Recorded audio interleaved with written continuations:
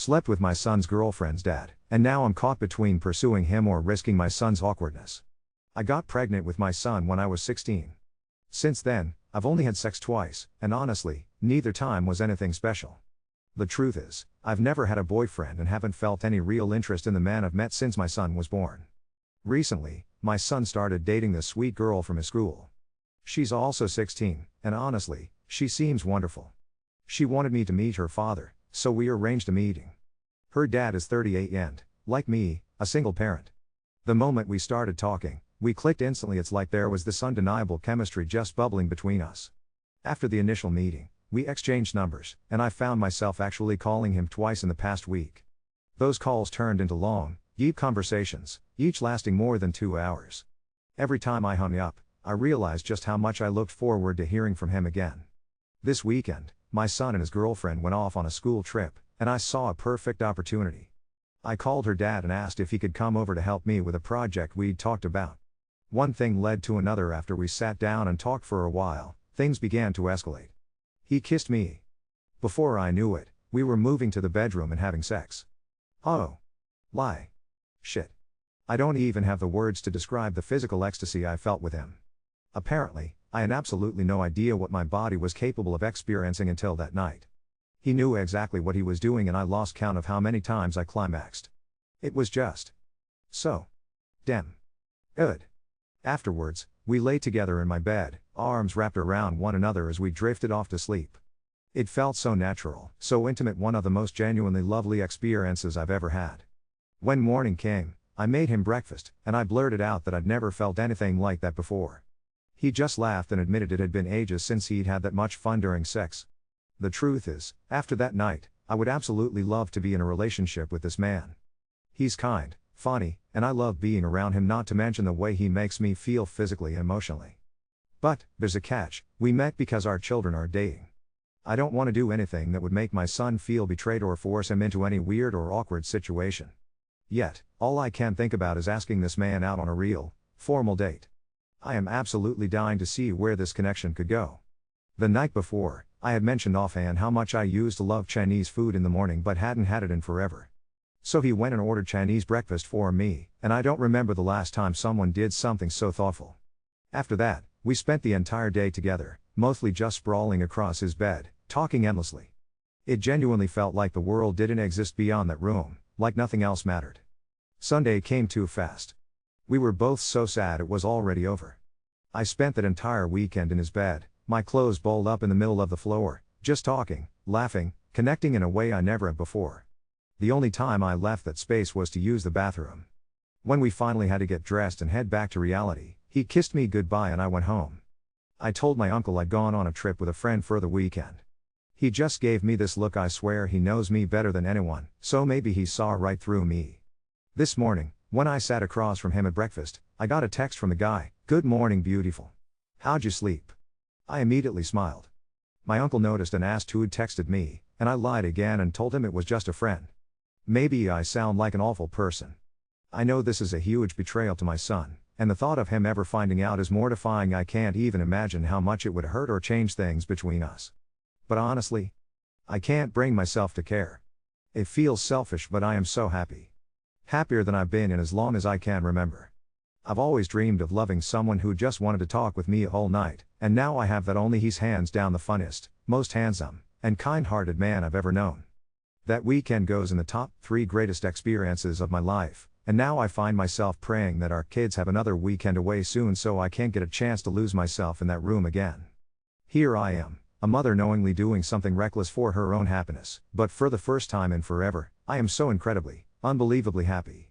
Update 2. I'm a 33-year-old woman and, until recently, I never really had a boyfriend before.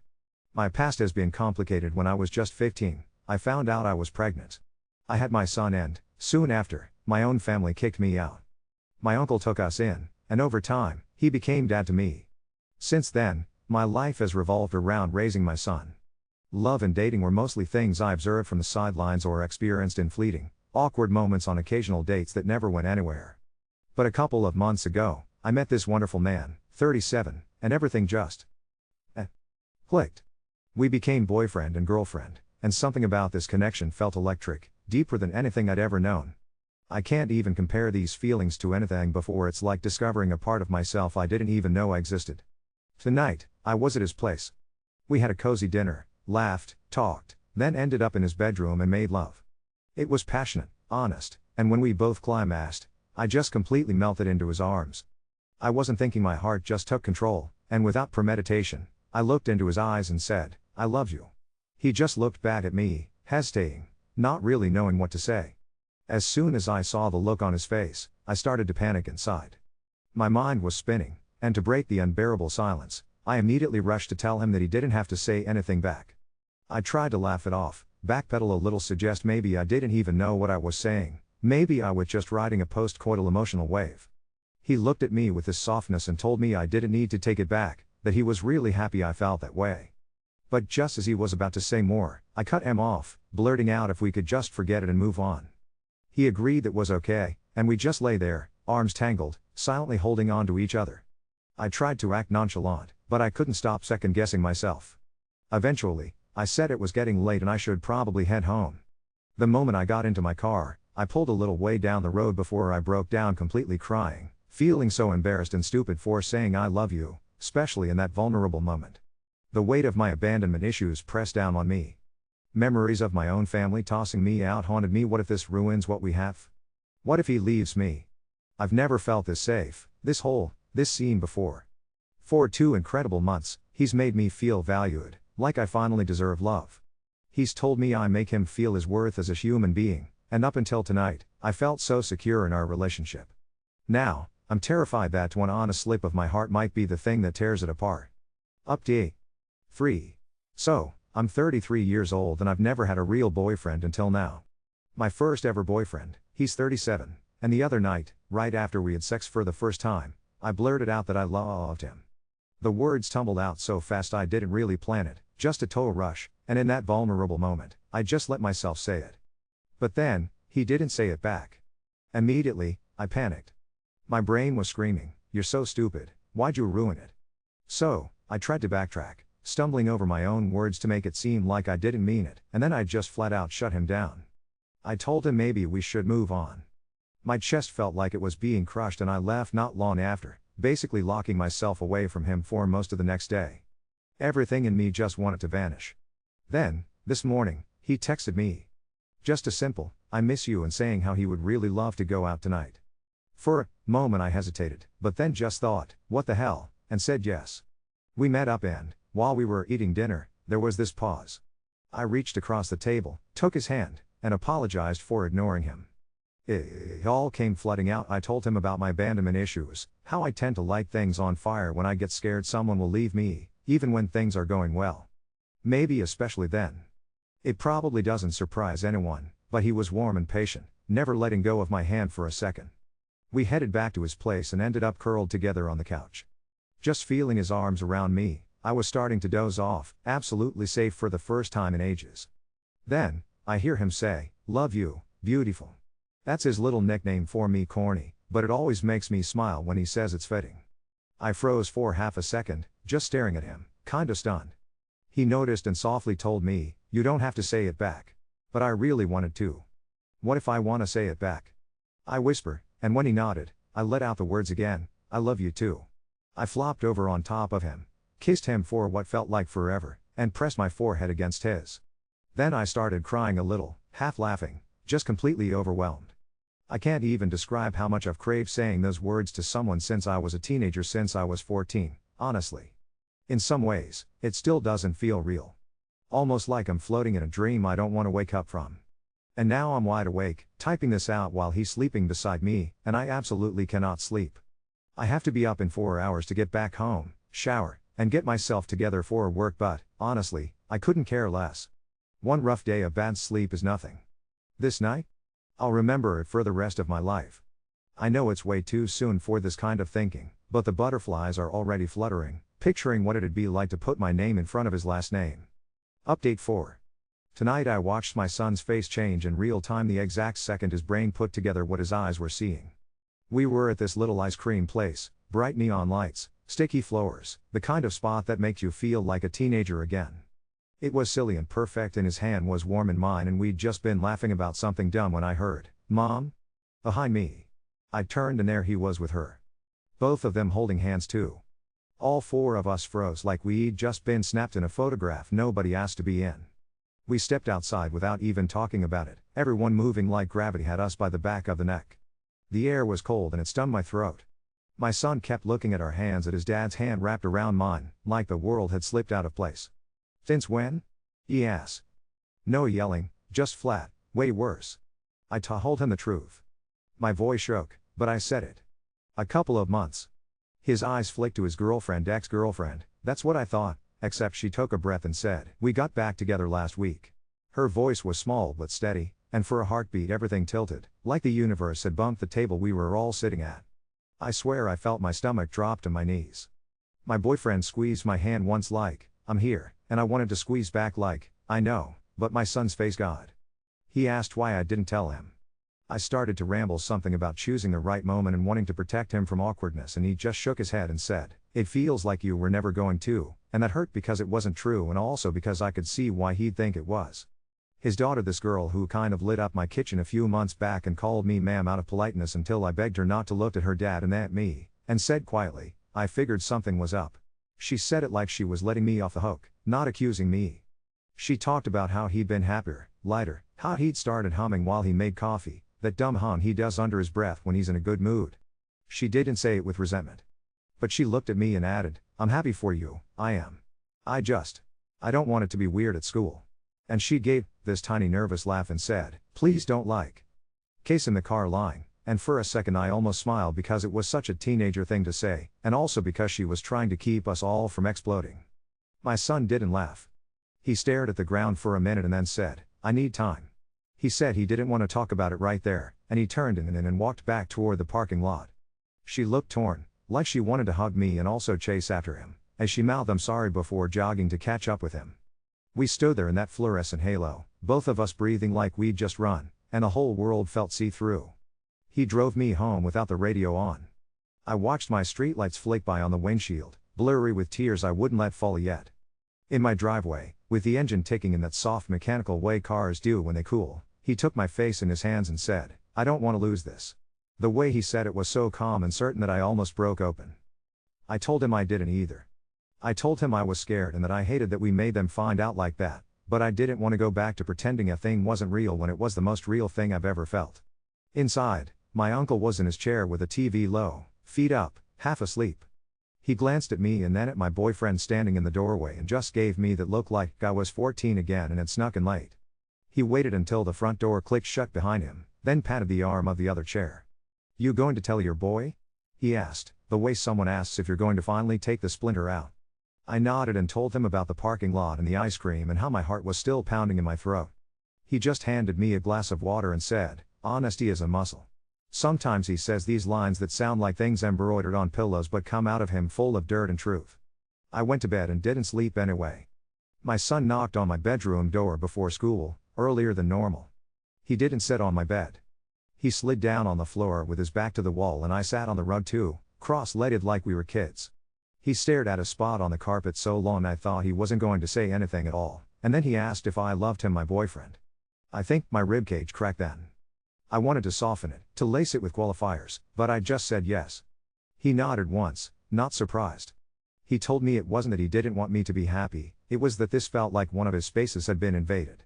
He was already kind of in my head as, I don't know, a coach dad person, he said. Now he's in my kitchen. I told him I understood.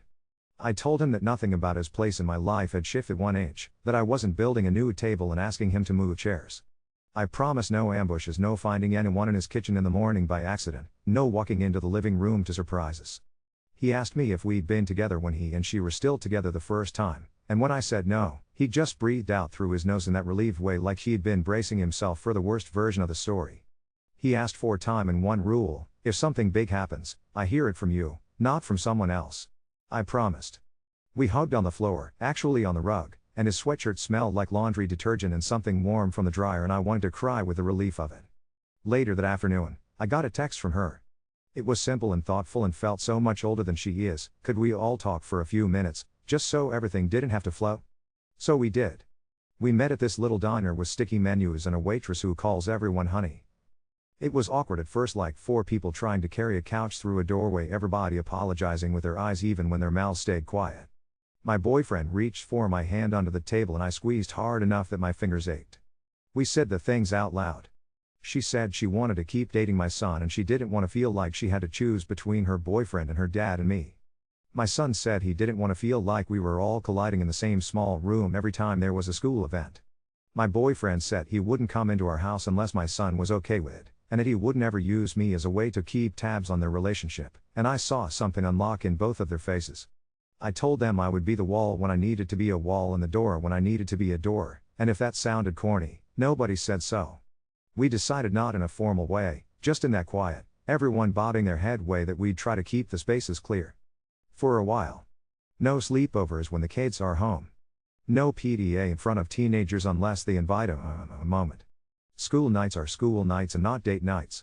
She made a face and said, and definitely no showing up together to the talent show, and my boyfriend put his head in his hands and groaned dramatically and it broke the ice so beautifully I wanted to kiss his forehead right there. I didn't. When we left, my son hugged me, first. Quick and stiff and then tighter, like he decided mid-hug that he meant it. In the parking lot, my boyfriend brushed his fingers across the back of my hand like a secret and I felt this wild, animal gratitude for a life where I get to feel seen like this and also get to be someone's mom in a way that isn't compromised by it. On the drive home, the wind rushing against the car sounded like the ocean, and when we hit a red light he lifted my wrist and kissed the inside of it, not possessive, just reverent, and I felt my whole life arranging itself around that small, tender gesture. I know there are 1,000 ways this could get messy. I know 2 teenagers who like each other are going to be their own weather system no matter what the adults do. But tonight, for the first time since this started, I feel like we put our feet on the ground. Not hiding. Not lying. Just all of us standing in the same honest air, awkward and brave and trying. And it is terrifying and it is so beautiful. Update 5. It happened on a Wednesday that already felt too loud. The kind of day where the sun is muggy and mean and you're chewing on the inside of your cheek in traffic like it'll make the lights change faster. My phone lit up with the school's number and my stomach did that elevator drop it learned how to do when he was 12 and suddenly made of elbows. Your son's okay, the assistant principal said first, which is the sentence people use when they are about to tell you something that doesn't feel okay. We need you to come in. His knuckles were raw when I got there, alls, gab and angry pink, and he was sitting in that plastic chair that makes everyone look like they're shrinking. She was against the opposite wall with a tissue tucked in her sleeve like an old lady, and when she saw me she tried to smile with her whole face and only got to about a third of it. It wasn't my son started, and then stopped because what do you even say? The other boy wasn't there. There was a poster behind the nurse's desk about conflict resolution that felt like it was laughing. The story spun out in little, shame-faced fibers. Hallway. Locker clang. Some sophomore with too much mouth and not enough sense saying something about car line kisses and whether our house did family bundles. I could feel heat rise up my neck like a sunburn. Somewhere in there, he called my boyfriend by his first name like he knew him. Somewhere in there, my son's fist decided before his brain did. He looked at me like he was expecting to be set on fire. I sat on the stupid vinyl bench with him and touched the soft hair at the back of his head, the way I used to when he was small and furious about Lego pieces. We'll handle it, I said, trying to sound like a person who hadn't spent the last month learning how to breathe around every new possible disaster. Then the door opened and my boyfriend was suddenly there, out of breath in that careful, contained way men get when they ran hard and don't want to look like they ran hard. He looked at my son's hands first, then at his daughter, then at me, and it was like 3 lenses clicked into focus behind his eyes. He stood behind us like a wall you can lean on, not like a guard. The assistant principal's voice was a chirp in a room full of birds. In school suspension, zero tolerance policy, the other boys' parents already called. Can we all agree this won't happen again? My son said, yes, sir, and it landed wrong and right at the same time, because he was looking everywhere but at me. I wanted to fold him back into the crook of my body and also take his face in my hands and say, this is not how we do this. Instead, I said, we understand, and my boyfriend added, we'll talk with them, and he managed to sound firm and kind in the same breath. It loosened something I hadn't realized I was choking on. We drove home with the windows cracked, the car smelling like hand sanitizer and somebody's peppermint gum. He stared out the window like the world was a movie he didn't like. You mad? He asked finally, voice dropping into that register where he is a man and a little boy at once. A little, I said, because I don't do theater with him. At the choice you made with your hands. He nodded like I'd handed him a way he could actually carry. Then he said, so quietly I almost missed it, he said you were hot, like he didn't know whether to be angry or proud or both, and I had to roll my lip between my teeth not to smile in a way that would betray him. We sat in the gentle quiet of the car and the neighborhood went by as if nothing had changed. The house held us like it always has. My uncle looked up from a crossword, like we were late to something. He took in my son's bandaged hands, then raised his eyebrows to the ceiling in that way where he's cussing without words. He didn't give a speech. He just made tea and set it on the counter and then told my boyfriend there was a drip under the sink that had been making him crazy. My boyfriend got on the floor without hesitation, and I don't know why the sight of him under my sink with a flashlight made my throat close, but it did. Maybe because it was such an ordinary thing, the kind of thing I've done alone for so long that having someone else's shoulder disappear into my kitchen cabinet felt like magic. Later, my uncle pulled 2 bowls of stew out of the freezer like he'd been saving them for an occasion we didn't know was coming. He asked my boyfriend questions in that slow, decent way that's really listening and not just waiting for your turn to talk, and the answers came out of my boyfriend low and certain. When they were done, my uncle wiped his mouth with the back of his hand and said, "You don't get extra points for showing up.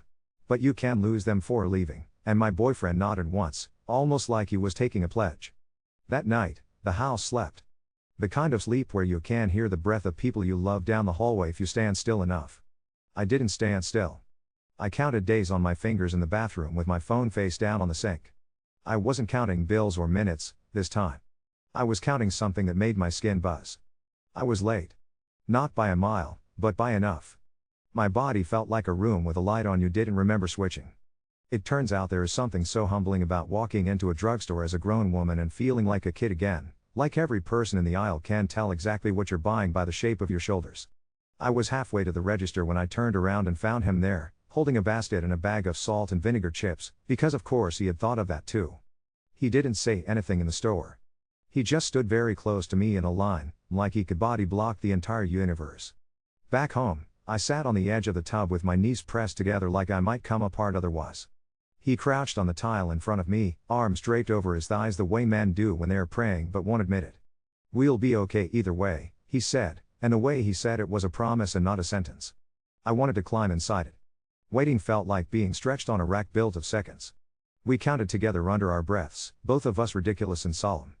He put his hand under the door like a dad in a sitcom when I told him I needed a minute alone, and I slipped my fingers into his palm and let the stupid tears roll anyway, because my body had never been a place where joy and terror coexisted so peacefully. Negative. That single word sat there, bland and clinical, and somehow it sucked the air out of the room and gave it back at the same time.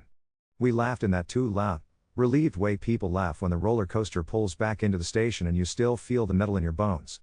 Then there was a quiet after, like grief smaller, nicer cousins settled in next to relief. Not grief for the no, exactly. Just for the minute you allow yourself to picture a life and then tuck it back in its box.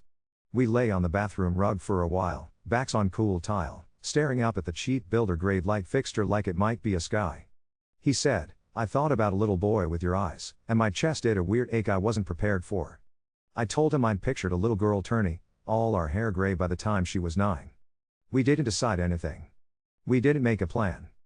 But we named a few made-up, sparkling versions of a future and set them on the edge of the tub like ship in bottled dreams. It felt less like tempting fate and more like opening a window without letting the whole house get cold.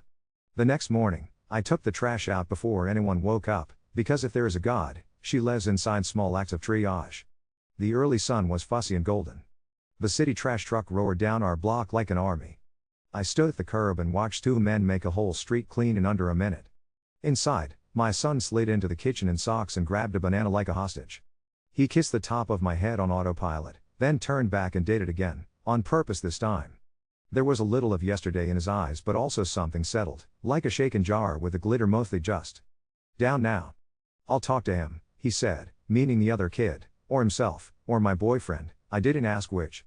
"I don't like meetings in rooms with bad chairs," he added, and I laughed, and for a second our morning felt the way it always has. By lunch, the story had done what stories do. A mom from the school texted me, too enthusiastic by half, suggesting a grown-up coffee, which is what people say when they want to measure you. I put my phone face down and didn't answer until the words in my head sounded like mine. At work, a coworker said she loved my earrings and winked too big, like we were conspirators in a thing I hadn't chosen. The world had shifted a click to the right. My life was a track. I could feel the wheels adjust. When I got home, there was a small brown paper bag on the porch with ugly daisies sticking out of it and my name scrawled with the same heavy-handed handwriting my son had when he was 8. The card inside said, "For when you feel like a villain in a story that is mostly about love." It wasn't for my boyfriend. It was from his daughter. I sat on the step with my hands over my face and let myself be the kind of ridiculous person who cries over grocery store flowers. She has my number, I realized, but she chose paper and a pen and a porch. I don't know if I have ever been trusted in that specific way before. We ate dinner around my uncle's table, the 4 of us, because the day had earned something simple and warm. My uncle told a story about screwing up in 10th grade and how his mother made him take the bus for a month even though the bus driver hated him. Everyone laughed at the part where he said the bus driver had a tattoo of a snake that looked like a disappointed worm. My boyfriend reached for my hand under the table and I let him have it, but only for a second, and our son did not pretend not to see. He looked at our hands, then at both of our faces, and gave this small, reluctant nod like a man putting something heavy on a shelf. It was after dishes, when the house went soft again and the cat did the figure 8 between ankles move, that my phone buzzed with a number I didn't recognize. No name. Just a city 3 hours south and 5 words. I'm her mother. I'm in town. I stared at the screen until the edges of it blurred and my own reflection came back at me from the black. He was rinsing bowls in the sink and humming under his breath, the dumb little hum the girl mentioned at the diner. I walked over and put my phone on the counter between us with my finger on the message like I was introducing him to a small, poisonous animal. He turned the water off. The kitchen got too quiet and then full of a different kind of sound our calm trying to hold and not crack. He reached for a towel, dried his hands, and said my name like it was the first part of a sentence where the second part was going to change the air we've been breathing since we started this. He didn't say anything after, not yet. He just leaned his hip against the counter and looked at me like a man taking stock before stepping out into a thunderstorm, and I realized I was doing the exact same thing. Update 6. We stood there with the message between us like a hot pan neither of us wanted to be the first to touch. He dried his hands on the same dish towel I'd been meaning to throw away because it leaves little threads everywhere, and said my name once in that careful register he uses when he's checking I'm still on the shore with him. "We should call her," he said. Not dramatic. Not spun with story. Just a sentence standing up straight. He put it on speaker and his daughter picked up on the first ring like she'd been holding the phone in her hand. Her voice had that tiny lifted kits when she's trying to keep herself from spilling over. "Is she with you?" she asked, and he glanced at me and I nodded like I had any right to answer. He told her I was, and then said, "Your mom texted." There was a pause, like a page being turned very slowly. "I know," she said. "She texted me too." He asked her what she wanted, and the way he asked in asking his kid what she wanted before deciding for her made something in my chest unclench. "I want to see her," she said. "But not alone. And not at the house." We met in the lobby bar of one of those chain hotels that always smell like lemon cleaner and air conditioning. A baseball game played on mute above the empty bar, bodies running in silence. The bartender set down a bowl of pretzels like a prop and a play nobody was quite sure of. His daughter slid into the booth beside me instead of across, hip to hip, folded up like she was making herself both bigger and smaller at once. He sat on the other side alone, back straight, hands flat on the table, as if he'd learned in another life how to carry bad news without letting it leak. She came in late, of course. She has the kind of pretty that used to get her out of gym class, the kind that looks like it knows how it lands. Sunglasses on her head even though we were inside. Hair a little too bright, like it was daring the light to make a fuss about it. She smelled like a cigarette someone had almost successfully hidden with vanilla body spray, and underneath that there was the stale airport of an overnight bus. She didn't look at him first, or their daughter. She looked at me, the way cats look at each other on opposite ends of a fence. "So," she said to me, low and flat. "You're the one." "I'm his girlfriend," I said, and then, because my tongue is a feral thing sometimes, and I make really bad pot roast, in case that's relevant. It wasn't. But it changed the air. He snorted once, involuntary, and his daughter's shoulder warmed against mine. "We're here for me," their girl said, smaller and bigger at once. "We're here to talk about me." Her mom's eyes flaked to her then, really to her, and softened for a second the way you'd pet a dog you used to own. She reached across like she wanted to tuck a piece of hair behind her ear and then thought better of it when her daughter leaned back a fraction. That fraction said a whole book. "I'm not here to fight," her mother said, even though she was. "I'm just," her eyes glazed a little as if she were looking past all of us at a version of herself in a mirror she missed. "I'm getting settled. I got work. I'm back." She said back like a trick. She'd texted from a number 3 hours south, but it turns out you can close that distance with a bus ticket and a story. He didn't flinch. He was all quiet geometry, elbows making careful angles on either side of his water glass. What does being back look like? He asked her, not unkind, the way you'd ask about the weather from someone you didn't trust to tell you the truth but had to make small talk with anyway. She launched into something about a job at a call center and a rental with a roommate and how her cousin's boyfriend's brother has this thing with cars that might turn into more money. I watched their daughter listen the way you watch someone try to fix a sink with a butter knife, hopeful against your own experience. When her mother's story ran out of air, she pressed her napkin into a tight little ball, then unrolled it, then pressed it again. I want to see you, her mom said to her, finally landing on what she'd come for.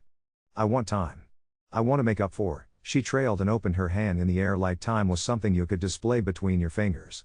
Then she turned to me again with that bright, thin smile and said, and I want to make sure this isn't. She sliced her hand through the air between our side of the booth and his. You two playing house.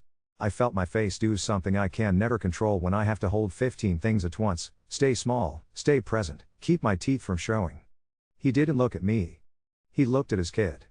You decide, he said to her, quiet like a vow. What do you need right now? She breathed in and out once like it hurt. I want to see you, she told her mom. At a coffee shop after school sometimes. On Saturdays if I'm free. She startled herself by being so brave in the next part. But I'm not moving. I live with Dad. I like my room. And I like. She looked at me then and I felt my body become a bowl I was scared to spill. I like knowing I can knock on her door and she'll hand me a Tupperware of pasta and act like I'm returning a library book if I cry in her kitchen for 15 minutes. She swallowed like she worried she'd said too much. So. That's what I need. Her mother stared at her like she'd grown an extra limb and also like she'd seen that limb before in the mirror when she was 16 and angry and alone. She went sharp around the edges then, chin up, mouth thin. Well, she said, we'll see. No, he said in that same not loud but solid voice that can walk into a room and seat itself at the head of the table. We don't. We'll see her. We decide together. We write it down if we have to. The bartender put a fresh bowl of pretzels down and slid away like a ghost. The baseball game cut to commercials of trucks hauling bigger trucks that were hauling even bigger trucks, and the whole world outside our booth felt like it was laughing at tiny human entanglements and also cheering for us to get it right. She tried, on the way out, after we'd agreed in real words to start with short visits and not to show up at anyone's door without calling first because dignity is a doorbell sometimes. In the mirrored sliver of the women's bathroom, she waited for me. You're what? She said to my reflection instead of to me. 30? 31? 33, I said, as if arithmetic could be armor. The fluorescent lights buzzed like flies. You have a kid my kid's age, she said. Doesn't that feel? She searched for a word ugly enough and landed on a shrug. Complicated? Yes, I said, because I'm done auditioning for likable. It does. And I'm very good at complicated. She let that sit, souring. Then her mouth curved and the curve almost killed me because it was the curve her daughter gets when she's about to make a joke to save her room. Good luck, she said like a threat and a blessing, holding hands. This town is small. On the drive back, his daughter held my sleeve between two fingers, like a little kid holds on to a coat in a crowd. She didn't talk. She watched the lights go by and every time we passed a place with teenagers in its soccer field, frozen yogurt shop, a cluster of kids around a skateboard like disciples, her chin went up half an inch, a small private defiance. At home, my uncle had left 2 plates on the counter with napkins like sails and a note propped against the salt that said, eat, then talk. He is not awake on purpose and that's why it lands. We ate like people learning how to use forks again. He asked her if she wanted to sleep over on the couch because the couch had a long history of catching people and she said yes without pretending to text, another plan first. They picked out a movie none of us watched. She put her feet in my lap under the blanket the way my son does when he's pretending to be too big to do that. When she fell asleep, her mouth parted in that same crescent her father has when he lets go. He went very still watching her, and then he was not still at all. I don't know how to do this without breaking, he said to the room, not me, voice so low it made the window glass feel guilty. I already broke her once. You didn't, I said, and he looked at me like I brought a clean shirt to a man who had been caught in the rain. Life did. You're the whole reason she got mended at all. He put his forehead on my shoulder in a way that made me think of a man kneeling at a river and drinking from his hands. A hot tear ran off his cheekbone onto my arm and I didn't say a word about it because men deserve to cry without being observed like rare birds. I just watched the cheap builder grade ceiling fan turn and told myself we were just weather and we had a house. She woke up to her phone buzzing and took the call in the hallway because she is a decent person who doesn't detonate fireworks in living rooms. When she came back, her mascara was a little smudged in the way girls pretend isn't visible. She wants money, she said in a voice so gentle it might shatter. She said she hates to ask me, it's just until Friday. She said she's proud of me, and her throat clicked on proud like it was too big to swallow. I said I didn't have any. I do, she added to the blanket. But I told her I didn't. He closed his eyes like prayer and put his hand on the back of her head without words. My uncle, in the other room pretending to be asleep, made a small awake noise like a man in a play who has to give the cue.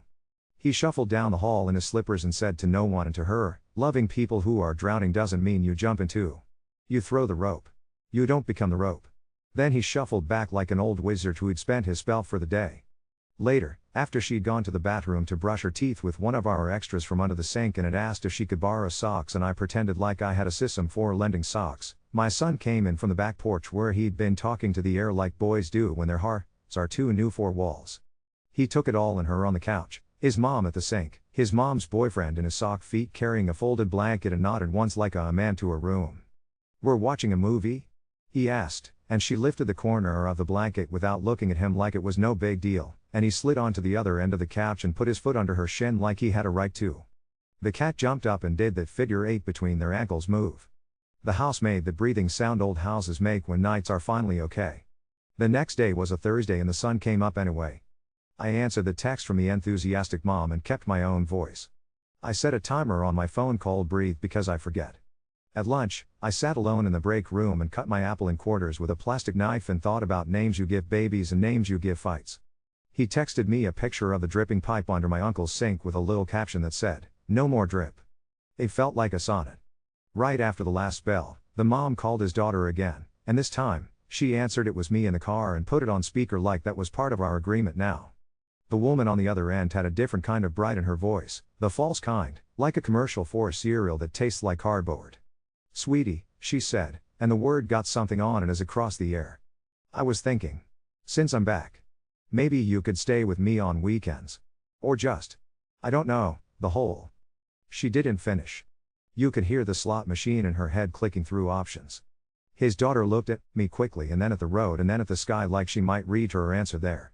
"I'm not a suitcase," she said softly. "I'm not going to start going back and forth because your calendar has a hole. But I'll see you.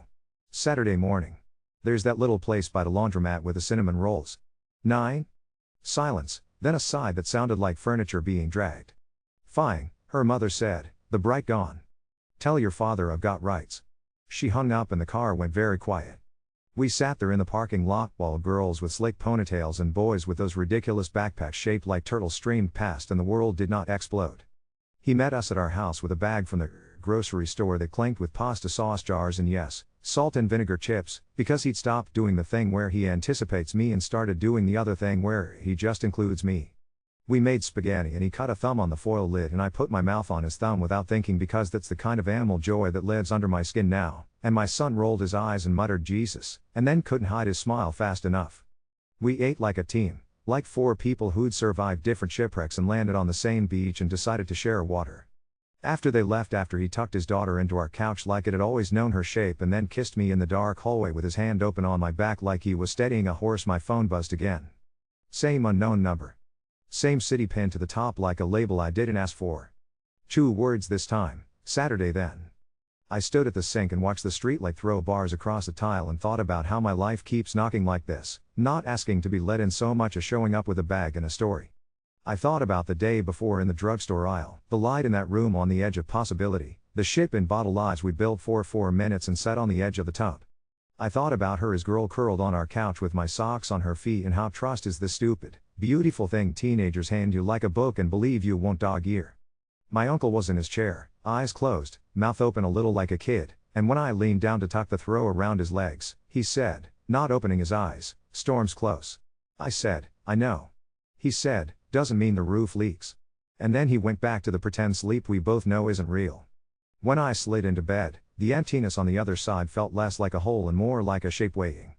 He texted, "Are you awake?" And I texted back a selfie of my forehead under the pillow like a turtle and he sent me one of his bare shoulder with a purpling crescent where a wrench had slipped, and we both typed at the same time, "I'm here."